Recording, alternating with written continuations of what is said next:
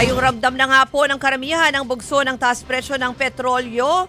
Matagal-tagal pa daw yan titiisin, lalo't sa Martes pa raw mamimigay ng ayuda. Sa isang linggo po yan. Narito po ang report ni Mayan Los Baños. Pasan ngayon ng mga tsuper ang bigat ng malakihang taas presyo sa petrolyo. Ilan sa kanila hindi na nakakapasada sa araw-araw. Gaya ni Christopher, na pagdesisyonan kasi ng kanilang operator na magsalitan muna sila sa araw ng pagbiyahe. Paraan nila ito para makatipid sa petrolyo nang may uwi pa rin kita sa kanilang pamilya. Ang ginawa na lang namin, yung ruta namin, hinati na lang namin yung biyahe para lahat makikinabang, kikita. Kasi kung sabay-sabay naman kaming lahat babiyahe, mapupunta lahat sa diesel. Wala naman kaming may uuwi kasi magagawan kami ng pasahero. Pero ang masaklap, ang dating 500 pesos sa take-home ni Christopher lalo pang nabawasan.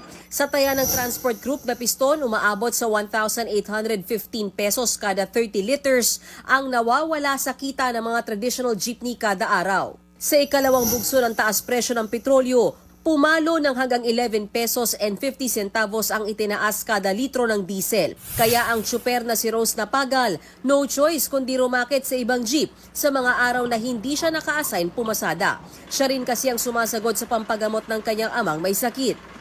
Pagka hindi babiyahe, tatanungin ko kung babiyahe siya. Pag sinabing hindi, kung inaarbor ko, para bago ako umuwi, kahit paano ko yan, may 1,000 ko. Ilan lang sina Rose at Christopher sa mga mabibigyan ng 5,000 pisong fuel subsidy ng pamahalaan.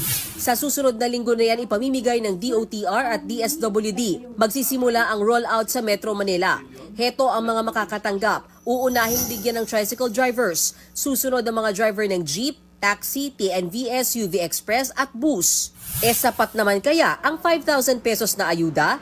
Opo, maano naman yun, sir. Kulang na kulang po yun. Bakit, sir? Ilang araw lang mong gagamitin yung subsidy na binibigay nila. Dapat nila dagdagan pa yun. Kaugnay niyan, aprobado na sa ikalawang pagbasa ng Kamara ang House Bill 8418 na magbibigay ng emergency power kay Pangulong Bongbong Marcos para suspindihin o bawasan ang excise tax sa petrolyo. Una na ring sinabi ng Pangulo na isi-certify niya ito as urgent.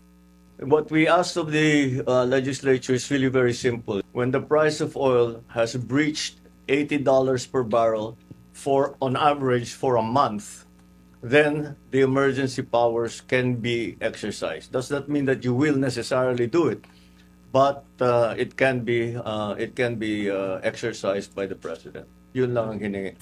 Sa Senado naman, lusot na in principle ang nasabing panukala sa Committee on Ways and Means. Pero hirit ni Energy Secretary Sharon Garin, sakaling kailangan limitahan ang pagtapyas ng excise tax, pwede raw gawing prioridad ang sa diesel. Ito raw kasi ang ginagamit ng public transportation. I do suggest if we have to choose, diesel should be the priority.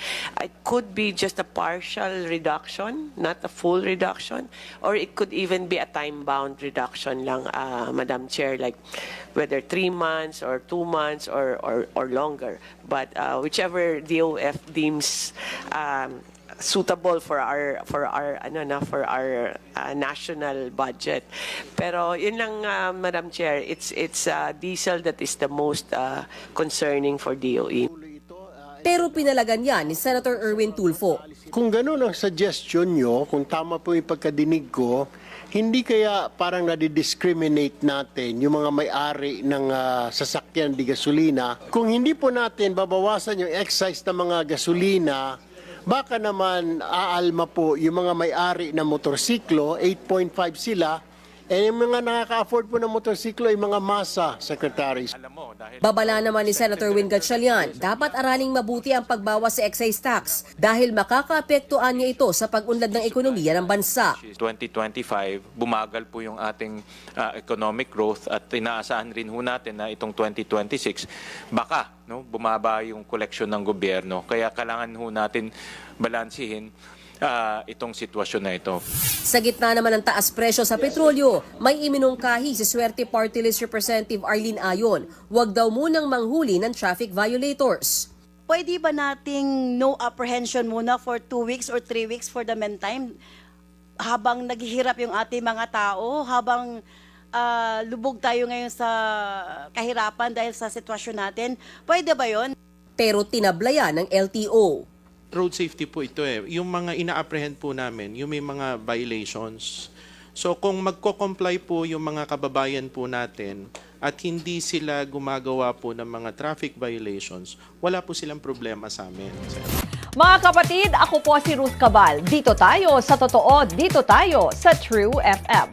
Mag-follow at mag-subscribe din po kayo sa aming social media accounts at True Network PH. Diyan po yan sa aming X na dating Twitter, sa FB, sa Instagram, sa YouTube, sa TikTok at sa mga podcast. At syempre, tutok din po kayo sa Signal True TV Channel 19.